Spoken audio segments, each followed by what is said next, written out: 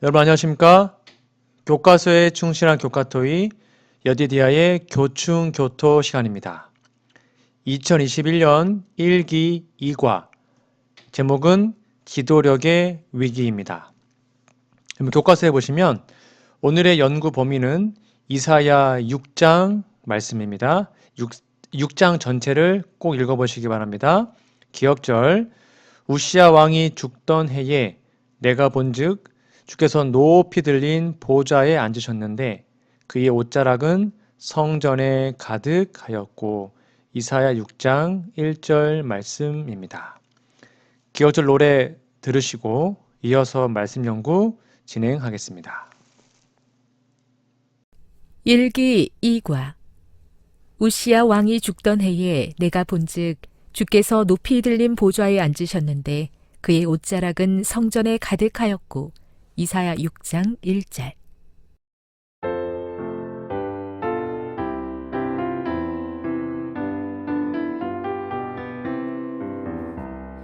우시야 왕이 죽던 해에 내가 본즉 주께서 높이 들린 보좌에 앉으셨는데 그의 옷자락은 성전에 가득하였고 이사야 6장 1절.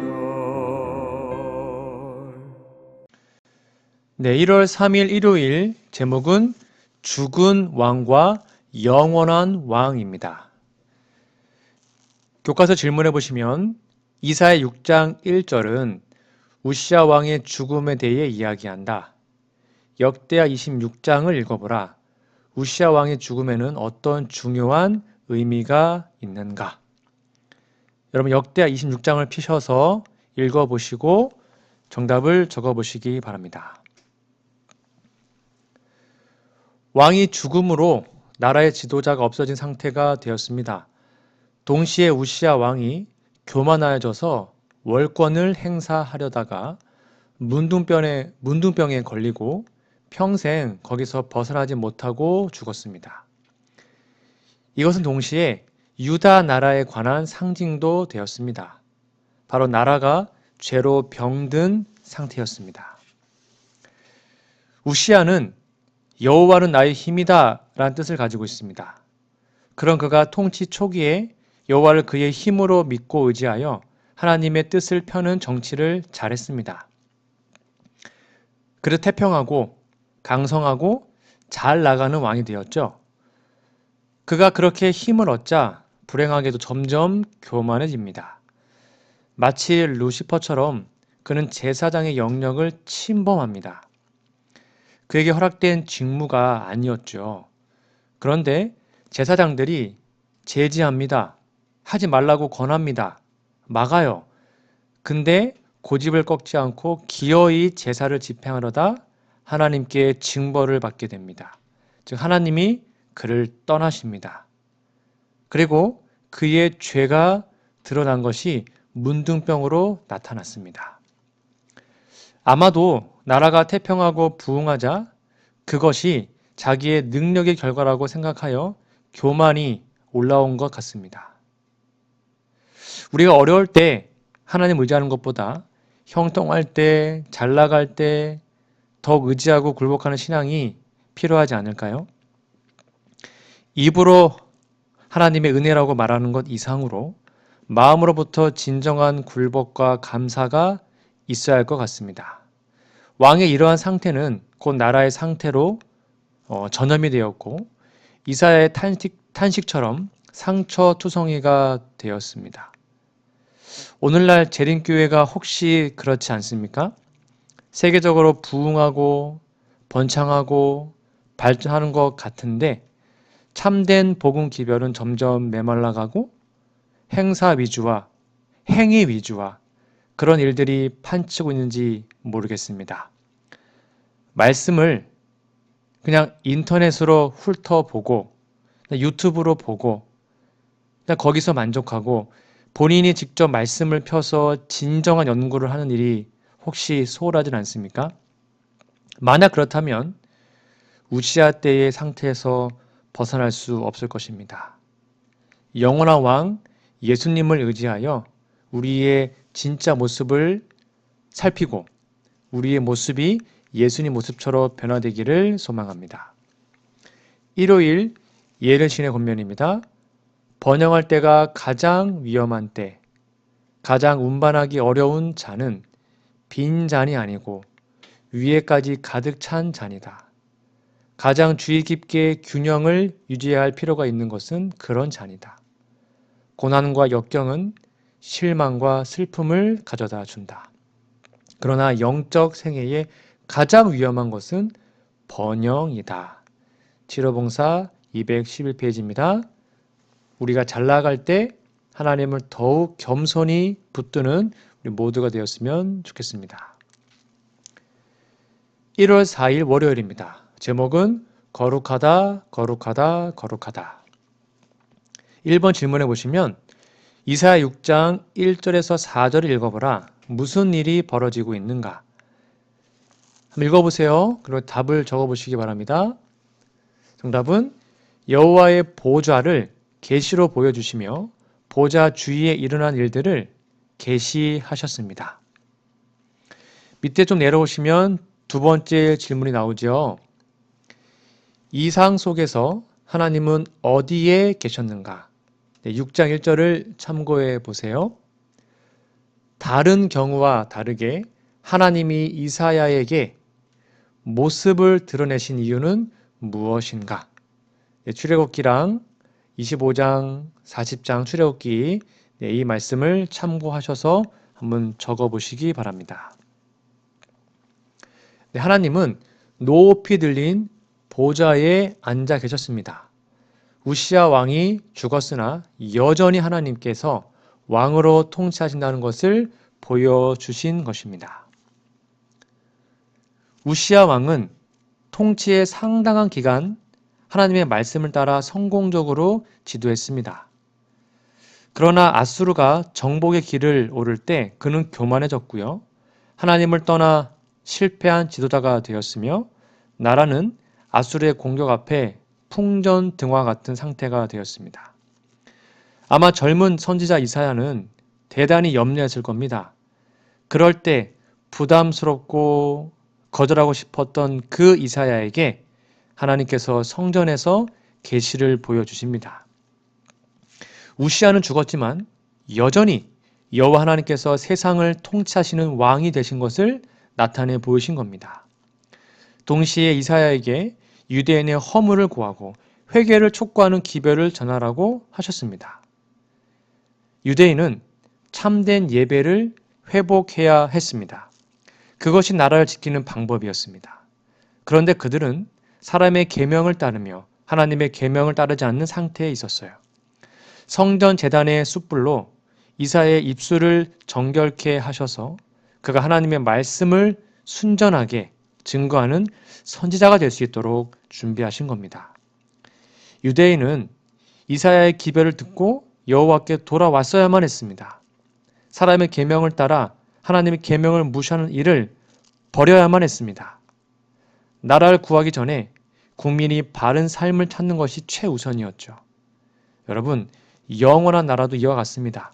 우리가 영원한 나라에 가기 위해서는 우리 각 사람이 다 정결한 사람이 되어야 합니다. 오늘 하루 우리의 마음으로 하늘 지성소를 바라보시는 우리 모두가 되었으면 좋겠습니다. 월요일 예르신의 권면입니다. 하나님을 만났을 때 얻는 깨달음. 이사야는 이러한 주의 영광과 위엄의 계시를 보았을 때 하나님의 순결과 거룩하심을 깨닫고 감동을 받았다. 창조주의 비할 데 없는 완전하심과 자기 자신을 포함해서 오랫동안 이스라엘과 유다의 선민으로 헤아림을 받아온 사람들의 악한 행위를 비교하면 그것들은 얼마나 선명한 대조를 이루었던가.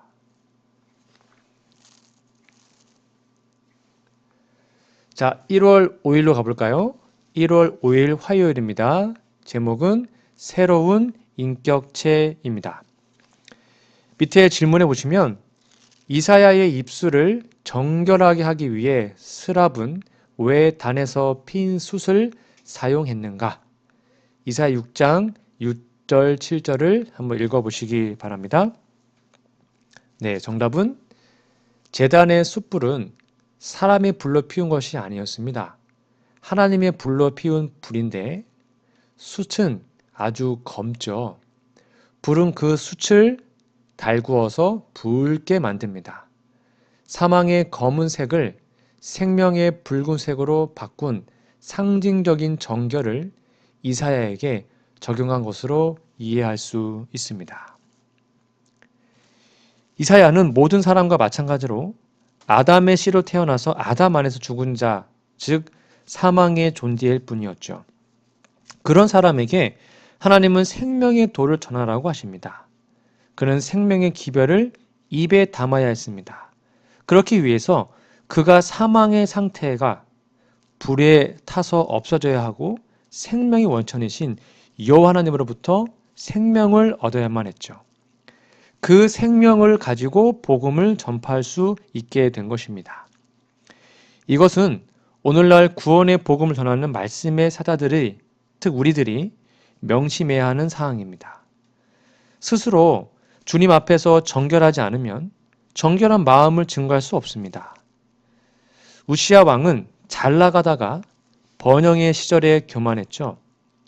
솔로몬은 그렇다가 회개했지만 우시야는 회개할 기회도 없이 죽은 것 같아요.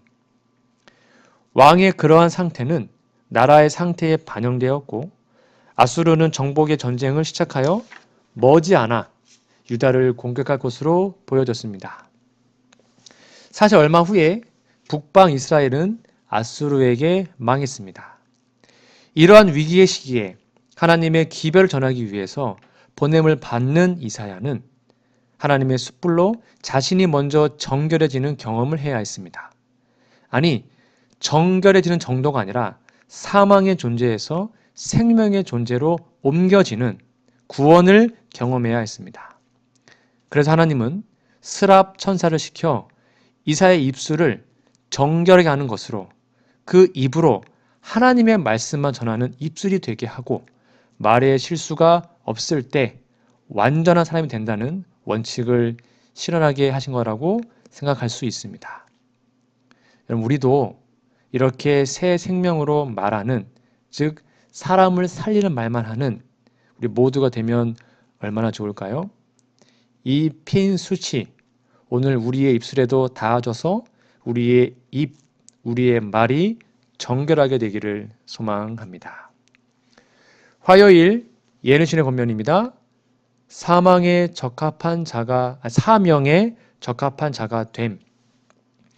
지성소에 가득한 하나님의 임재의 빛 가운데 서서 그는 만일 자기 자신의 불완전함과 무능함을 그대로 버려둔다면 결코 부르신 대로 사명을 성취할 수 없다는 것을 깨달았다. 그러나 한 스랍이 고통 중에 있는 그를 건져내고 그로 하여금 큰 사명에 적합한 사람이 되게 하도록 보내심을 받았다. 선지자와 왕 308페이지입니다. 1월 6일 수요일입니다. 제목은 왕의 위임장. 밑에 질문해 보시면 하나님은 성전에서 이사야에게 용기를 북돋우셨다. 성경에서 하나님의 성전이 격려의 장소가 된 예가 어디에 또 있는가? 여러분 시편, 히브리서, 계시록 읽어보시고 답을 적어보시기 바랍니다. 정답은 위의 구절들은 아삽과 바울과 사도 요한과 그리고 우리도 성소에서 격려와 용기를 얻을 수 있다는, 북돋움 받는다는 것을 확인하는 말씀드립니다. 성경은 우리가 성소를 바라보라고 권합니다. 우리에게요. 시편 11편 3절 4절 터가 무너지면 의인이 무엇을 하랴. 여호와께서는 그의 성전에 계시고 여호와의 보좌는 하늘에 있으며 그의 눈이 인생을 통촉하시고 그의 안목이 그를 감찰하시도다. 세상에서 의의 터가 무너질 때 하늘 성전에 계시는 여호와께 나아가라고 하는 말씀입니다. 거기서 살아계신 여호와, 우리의 하나님의 그 귀한 생명을, 그 은혜를 우리는 공급받을 수 있죠. 여러분 계시록에 보면 그리고 에스겔에 보면 생명강이 하늘 성소 보좌에서 흘러나옵니다. 우리는 성소의 복음적 구조와 기능을 아직은 잘 모르는 것 같습니다. 예수께서는 하늘 성소에서 죽임을 당한 그 사실을 통하여 우리에게 부활의 생명을 보증하십니다. 성소 봉사는 본질적인 죄를 용서하는 것뿐만 아니라 일상적인 죄, 즉 우리 가운데 있는 죄의 법이 우리를 죄 아래로 끌고 가잖아요. 그러한 사소한 죄들까지도 다 사유하시는 핏부림의 봉사를 하시고요. 그런 봉사로 하나님은 예수님을 의지하여 그분께 나아오는 자들에게 언제나 의롭다고 선언해 주시는 겁니다. 참 감사하죠? 이사야의 입술을 정결하게 한 계시도 그러한 과정을 가르쳐주는 내용이었고, 아삽도 바울도 사도 요한에게도 그러한 동일한 계시들이 보여진 것입니다. 여러분, 그러니까 우리도 때를 따라 돕는 은혜를 얻기 위하여 은혜의 보좌 앞에 담대히 언제나 나아가서 무릎을 꿇으시고 지성소에 계시는 예수님을 바라봄으로 힘과 용기 얻는 우리 모두가 되기를 소망합니다. 수요일 예르신의 권면입니다. 일꾼을 찾으심. 하나님께서는 각 시대에 그분의 일꾼들을 갖고 계신다. 그 시간의 부름은 그 사람이 오음으로 응답된다. 그리하여 거룩한 음성이 내가 누구를 보내며 누가 우리를 위하여 갈고 하고 외칠 때 내가 여기 있나이다. 나를 보내소서라고 응답이 올 것이다. 하나님이 우리를 찾으실 때 하나님 저를 보내주세요 라고 대답할 수 있는 우리 모두가 되었으면 좋겠습니다. 네, 1월 7일 목요일입니다. 제목은 섬뜩한 호소. 질문해 보시면 하나님은 이사야에게 사명을 위임하시면서 왜 이처럼 기이한 기별을 백성에게 전하게 하셨는가? 이사야 6장 9절에서 10절 말씀을 읽어보시고 답을 적어보세요. 정답은 이것은 유다 백성들의 일반적인 마음의 상태를 드러내신 겁니다. 그들의 사상의 상태가 그렇다는 것을 하나님의 말로 표현해 주신 겁니다. 성경에는 이러한 반어적인 표현들이 상당히 많습니다. 교과에 있는 대로 예수님께서 비유로 가르치신 것은 그들이 알아듣지 못하게 하려는 것이라는 표현을 했어요. 그러나 바울이 내 자신이 너희에게 폐를 끼치지 아니한 일밖에 다른 교회보다 부족하게 한 것이 무엇이 있느냐? 너희는 나의 이 공평치 못한 것을 용서하라. 고린도후서 12장 13절입니다. 이러한 구절들도 같은 겁니다. 그처럼 이사야의 이 구절도 반어적으로 유다 백성들의 마음의 상태가 그렇다는 것을 드러난 겁니다. 하나님께서는 때때로 당신의 말을 하는 것, 그와 같이 상대방의 마음의 상태를 말씀하십니다.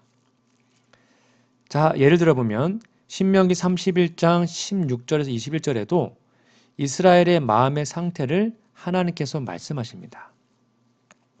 물론 여기에는 읽는 사람이 충분히 알게 기록하게 하셨지만 어떤 경우는 그것이 하나님의 당신의 말, 즉 하나님의 말을 한 것처럼 보이는 경우도 있습니다. 이러한 경우 우리는 성경 전체에서 나타난 본질적인 사실에 의해서 그러한 말을 바르게 이해하도록 기도하며 성령님의 지혜를 간구해야 합니다. 예레미야가 3장 33절입니다. 주께서 인생으로 고생하며 근심하게 하심이 본심이 아니시로다. 같은 맥락에서 니느웨가 40일 후에 망할 것이다 라고 요나를 시켜 말씀하신 그 말씀도 반어적입니다. 왜요? 니느웨를 구원하겠다는 사랑을 나타낸 거니까요. 바로에 대해서 말씀하신 것도 바로 이러한 경우입니다. 바로의 마음을 하나님 하신 것처럼 표현한 반어적인 표현이죠. 바로의 마음이 강팍하게 됐다.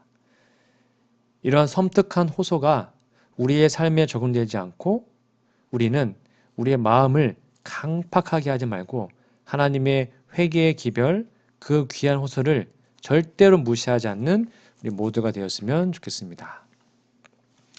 목요일 예언신의 권면입니다. 마음이 완악하게 되는 이유. 하나님은 그분의 종들을 통하여 사람들에게 말씀하시며 주의와 경고를 주시고 죄를 견책하신다. 그분은 각 사람에게 그들의 그릇된 행위가 품성에 고착되기 전에 그것들을 시정할 수 있는 기회를 주신다.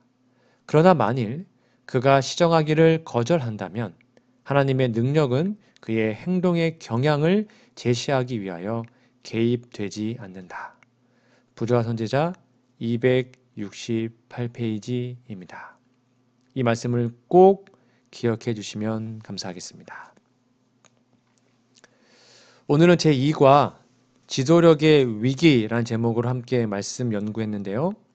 여러분 연구 범위 이사야 6장을 꼭 읽어주시고 기억절도 꼭 외워주시면 감사하겠습니다. 다음 주에는 제3과 그대의 세계가 무너질 때라는 제목으로 함께 말씀 연구 진행하겠습니다. 다음 시간까지 영육간에 강건하시기를 기도드립니다. 감사합니다.